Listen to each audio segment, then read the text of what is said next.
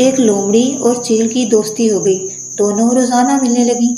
ایک دن لومڑی نے چیل سے کہا، کیوں نہ ہم پاس رہیں؟ پیٹ کی فکر میں اکثر مجھے گھر سے دور رہنا پڑتا ہے، جس کی وجہ سے میرے بچے گھر میں اکیلے ہو جاتے ہیں، جبکہ میرا پورا دھیان بچوں میں لگا رہتا ہے۔ کیوں نہ تم یہی کہیں آس پاس ہی رہو، کم از کم میرے بچوں کا تو خیال رکھو گی۔ چیل نے لومڑی کی بات مان لی اور آخرکار وہ ایک ایسے درخت میں رہنے لگے جس کا تنا کھوکھلا تھا اور اس کے اوپر ایک خوبصورت گھونسلہ بنا ہوا تھا۔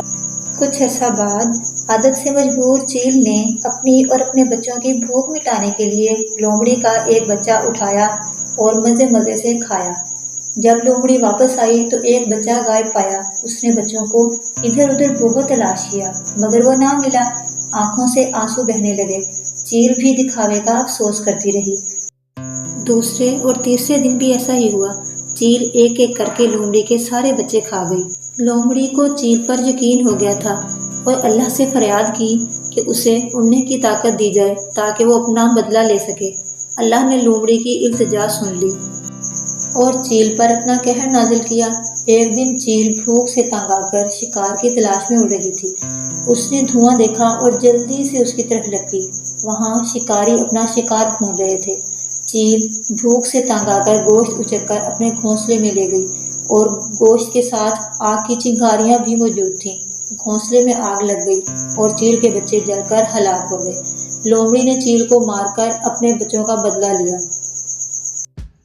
جو دوسروں کو نقصان پہنچاتا ہے خود بھی اسی میں جا گرتا ہے۔ یہ کہانی ہمیں یہ سبق دیتی ہے کہ دوسروں کے ساتھ برا سلوک کرنے سے خود کو نقصان پہنچ سکتا ہے۔